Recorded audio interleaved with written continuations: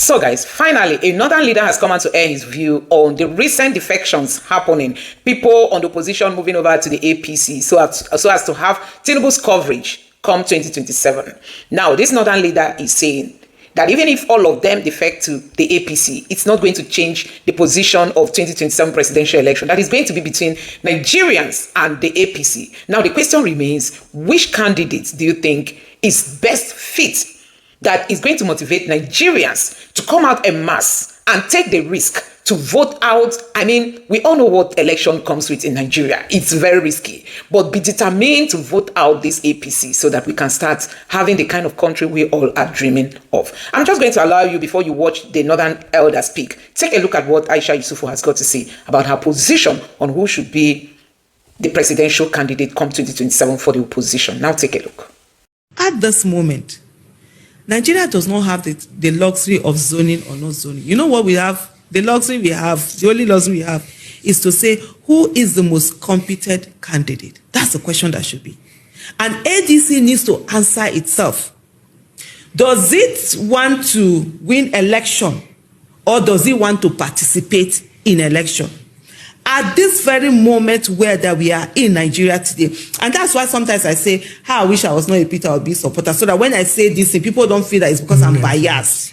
At this stage where we're in, the person who will motivate Nigerians to come out, to vote, to believe is Mr. Peter Obi.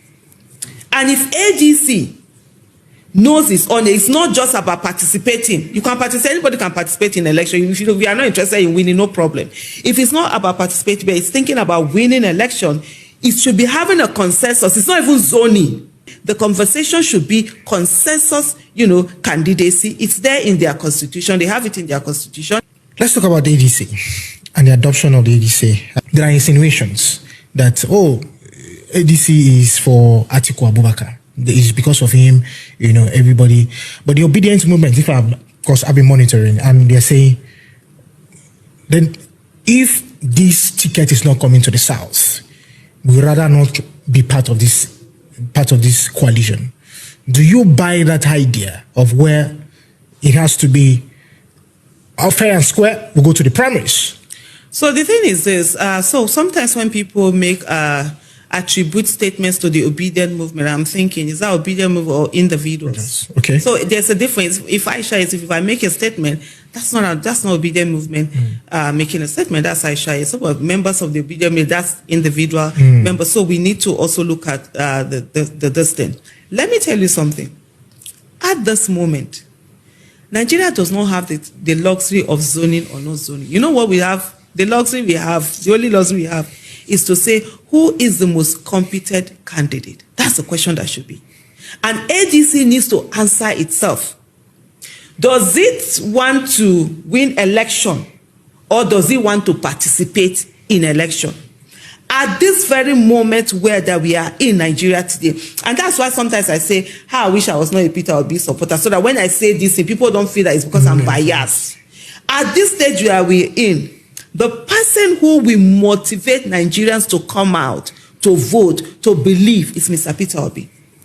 And if AGC knows its own, it's not just about participating. You can participate, anybody can participate in election. If we are not interested in winning, no problem. If it's not about participating, but it's thinking about winning election, it should be having a consensus. It's not even zoning. For me, it's not even about zoning, because we are at a place where the nation is on a brink. It's about to fall. People are suffering. You and I, we are here. We are in a room, beautiful environment. Do you see this beautiful environment? There are people all through their life in Nigeria will never be in this kind of room. They have never known what an AC is. And until they die, currently, they will never know what an AC is.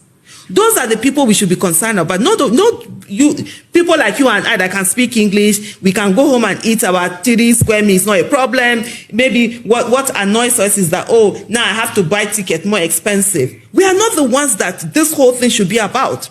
It's about the people who can eat. It's about the children who are dying, who shouldn't be dying. It's about those children that UNICEF is having to, look for donation for them, because they are starving to death. So if we're talking about those things, then it's not about zoning. It's about a consensus for the ADC leadership to sit down. And this is what I think, and this is not an obedient movement position. This is an Aisha Yesufu's position. Okay. The ADC is supposed to sit down and say, who do we have today that will motivate people to come, that can defeat and has defeated before? Because you see now, even those people who were part of the APC that rigged the election, they have come out one way or the other to tell you that indeed they rigged the election and where Peter Obi had won and they had subverted those votes. That's story for another day, right? And so if they sit down and they will choose that candidate, and I can tell you that whatever indices they use, it will still come back to one person, Mr. Peter Obi. So for me, the conversation at ADC should not be about zoning. The conversation should be consensus, candidacy. It's there in their constitution. They have it in their constitution. And choosing the person who is most competent, the person who has the most empathy, the person who has been there for Nigeria, who has been speaking for Nigeria, who you have seen since the last election, even though his victory was taken away from him, it was free, has stayed on the course of Nigeria. The person that when Nigerians wake up, they say, has he made a statement on this issue? Has he not made a statement on this issue? That is the de facto president, and that's the person they should be putting up as a candidate. And that's Peter Obi that you're talking about. That is Mr. The recent defections of governors and legislators from mostly PDP to APC is triggering another round of very interesting debate. Sadly, the information that APC has succeeded in acquiring 75% of the Senate because of the numbers of legislators from the opposition that have defected to it should worry those who are worried about the integrity of the process of legislating when a party controls both the executive and 75% of the legislature is a cause for worry. Another cause of worry, of course, is the fact that governors, senators, other legislators are continuously defecting from other parties, depleting them, weakening them, and strengthening the ruling party, APC. Ordinarily, people would say this is a good thing. I think the important thing to realize, first of all, is that it is not illegal for people to leave one party for another one, or at least it hasn't been tested. The legality of it hasn't been tested as thoroughly as it should be. But it appears as if Nigerians are resigning to the fact that because legislators don't necessarily have to abide, politicians don't necessarily have to abide by the Nigerian law. They can just wake up in the morning and call everybody and say, I'm leaving my party, I'm going to another party. Those who want to follow me can follow me. Now, this is a very worrisome thing because it suggests that our democracy is very superficially located and is located only within the politician. It has nothing to do with the people who voted for these politicians who are defecting, the people who need to be consulted, the people whose consent needs to be acquired, engaged by the politicians. And above all, we have to worry about the fate of the Nigerian democratic system. Those who blow the whistle and worry about the fact that it is possible that we are in the process of creating a one-party state may not entirely wrong in their understanding of the situation. My own view about this is that we haven't seen the end of this drama. Clearly, the opposition is weak and is weakening, but it's not necessarily weakening because of the transactional nature of APC people who are moving from PDP and other parties to the APC.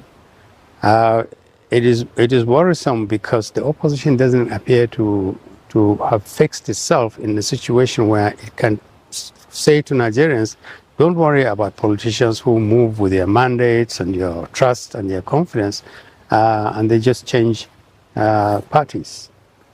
A politician that wakes up in the morning and says, I'm PDP in the morning, but in the evening I'll be APC, will betray you. And that's a fact. If he can betray a party that gave him a mandate and a ticket to be, the people don't mean anything to him. His party people don't mean anything to him. It's about him and him alone. Those kind of leaders shouldn't be supported.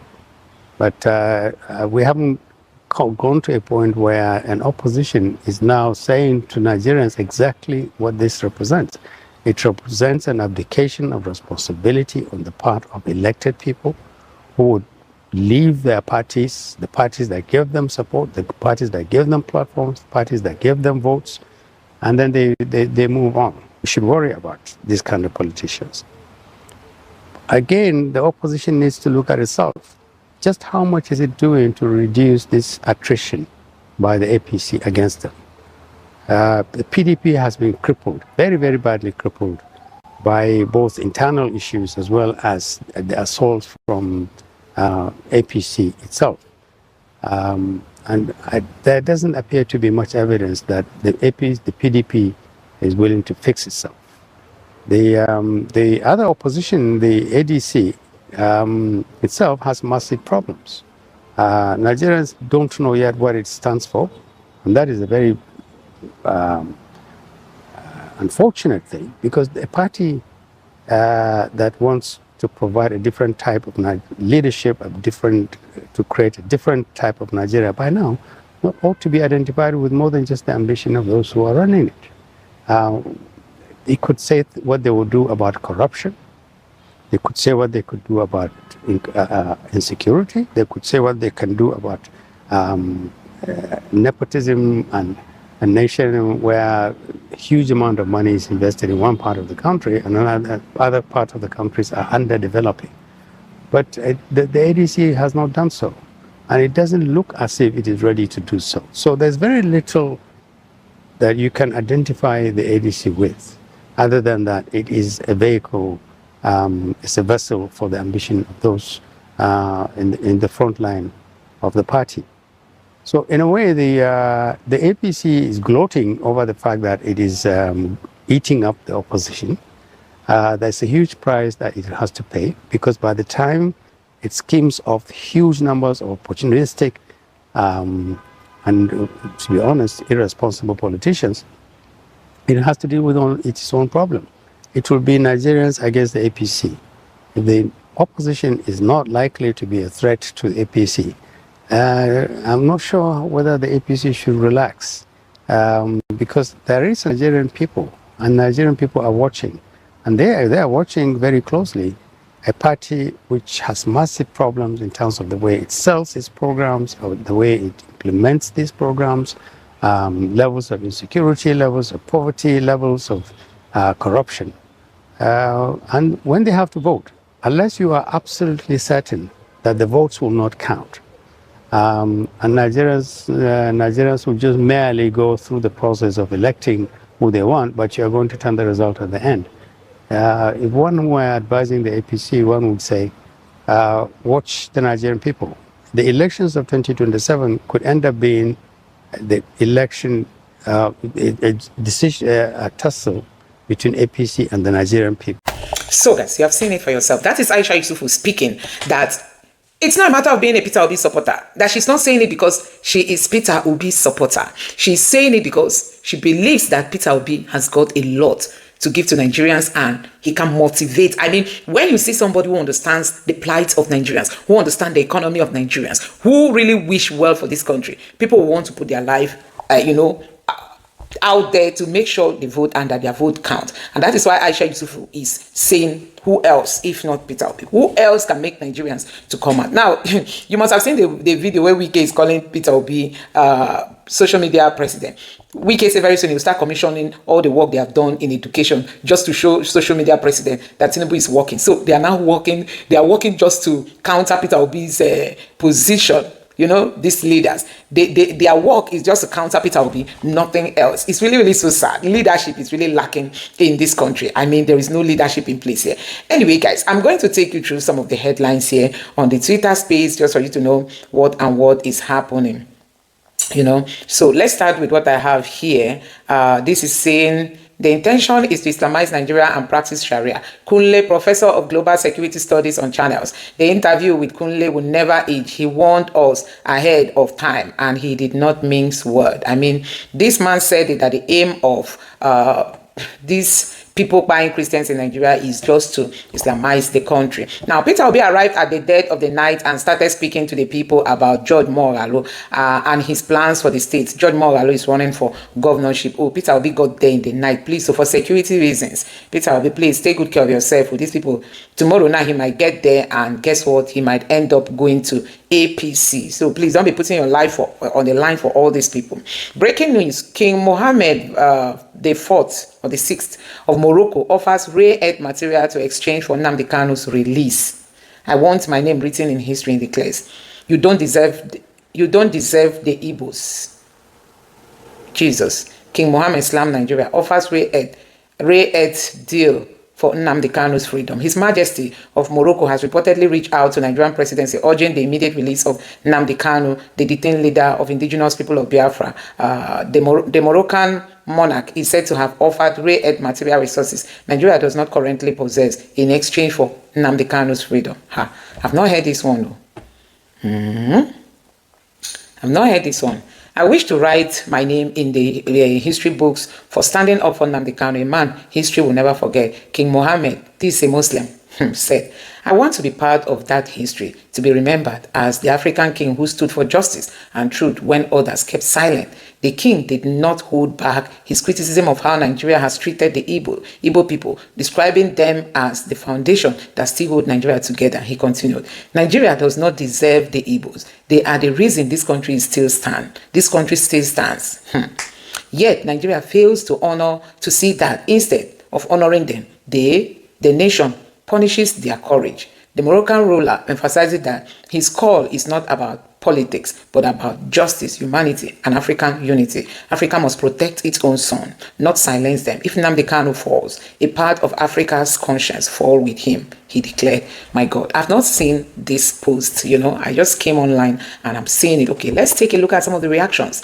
You can go to Very Dark Man's page on the Twitter space. You are going to see this post. And then this person said, Tinubu is a lunatic followed by criminal and terrorist. He doesn't understand what this means. That the only Nigerian criminal government understands the only thing Nigerian criminal government understands is violence. That's why they listen to and respect terrorists with gun. And this person said, tag the IG of police. This person say, never cease to amaze me. Another person here say, a king offering rare earth for Nnamdi Kanu's release isn't just diplomacy, it's moral leadership. Nigeria must listen. Justice for Kanu, for the Igbo, and justice for Africa. Wow, this is amazing. This is amazing.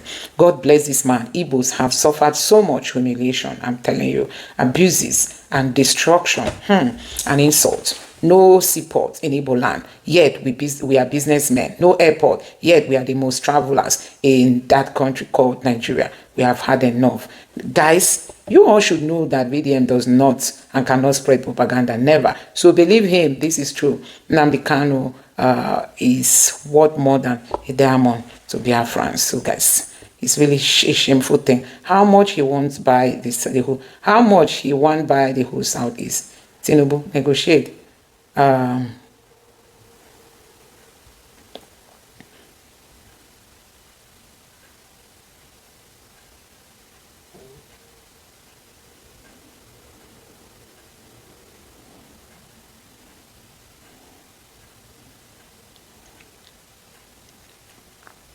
So some people are saying that they've asked Croc. Croc is the Twitter media.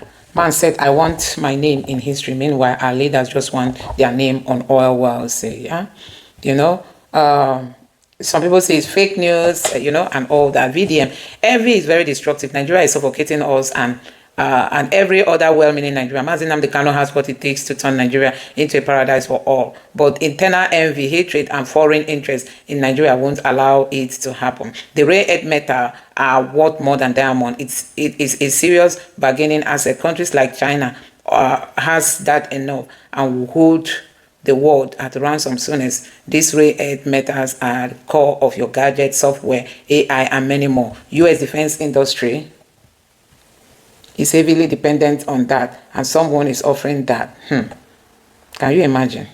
Nigeria recognizes Igbos as the foundation of their unity, but some paucity, arrogance, and pride wouldn't let them accept that in public. If they don't, Nnamdi Kanu wouldn't still be in prison. They would have let him go since. Other tribes agitate, no qualms. But if Igbos do, it's treason.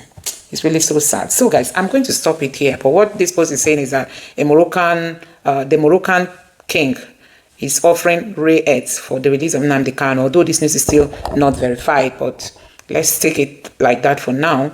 I'll be giving you guys more updates. Let me know your thoughts on this in the comment section below. Please don't forget to subscribe and turn on bell notification. Thank you.